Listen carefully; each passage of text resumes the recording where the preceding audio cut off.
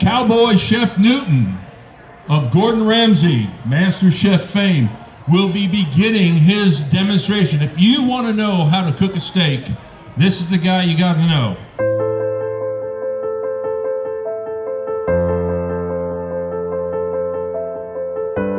Mike is a rancher, a husband, a father, and a dear friend.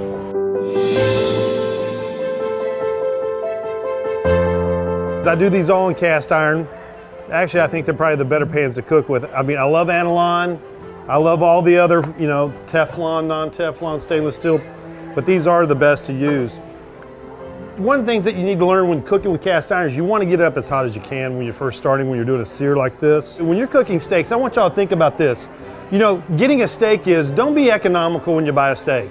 If there's two of you, buy a 2-inch to 3-inch cut steak. These are 2-inch cut ribeyes, and they're prime. When you're pan searing a steak like this, it takes some time. If you get a thin steak, you're gonna make it well done. I'm not a well done steak eater, and I hope none of y'all are either. And so as you prepare these steaks, bring them out about an hour before you're gonna cook. You wanna bring them up to room temperature and let them, and people go like, well, isn't that bad? We're getting ready to sear it. We're gonna sear it at probably 400 degrees, 500 degrees. I use a coarser ground pepper. Get it up high. You see them doing high, and the reason they do it high is to get equal pepper on it and all that. We use a Maldon salt. You can use a sea salt. You can use a Himalayan. Kosher salt's one of my staples. The reason you don't want to use an iodized, it imparts a flavor, iodide. These are the type of salts you use even on desserts. As you see it smoking, this is all we're gonna do. Be nice to your meat. Let it just migrate there for a while. Let it just sit and have a good time. And as you do this, what it's gonna do is it's gonna allow a good sear. Every time you start moving that, you're gonna bust some of the flavoring off. You're gonna lose a little bit of the salt, the pepper, and the crust that you get. Just let them sit. This is the best thing to do when you're doing that.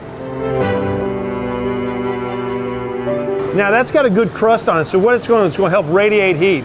Same thing here, look at that. It's a perfect sear. One thing when people grill and they cook a steak, when you get a steak this size, they kind of fail to grill the sides of it.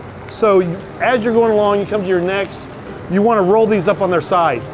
Now when you're searing the sides of them, it won't take as long. It'll only take about a minute a side at most at that.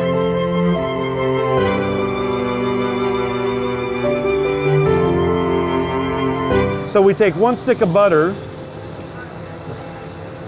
put a little rosemary, you can use thyme, you can use sage, you can use garlic, you can even, anything that you like as a flavor profile. I put the little garlic, and you're gonna start smelling this rosemary.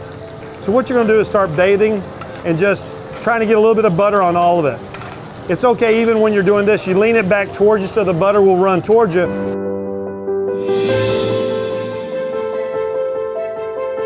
What happens is the butter, the milk fat, and all the solids in these just give it a great crust. So you just do this, and you're gonna do about 2 minutes, a minute and a half, depending on the size of your steak. So as we finish up here, as I turn it off, you see it slowly, letting the cool temperature go down. It's gonna be you generally should wait about 10 minutes.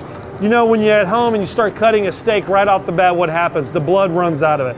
So allow it to take a step back, let it cool. So you do want to occasionally go back and just lift it up and let it impart more flavor. It takes the butter, and the butter is fat, and fat is what? Flavor. There we go. Now we got it. And so you're gonna leave the roasted garlic in there. I actually like to take the rest of the rosemary and the herbs, and I'll put it on the bottom of it. Not only does it impart the flavor, but what it also does, it kind of gives you that little layer right there, let the butter and all that to run through it to give you more flavor. So you saw on these steaks right now, you always see these guys go up and they'll take their finger and they start poking their steaks.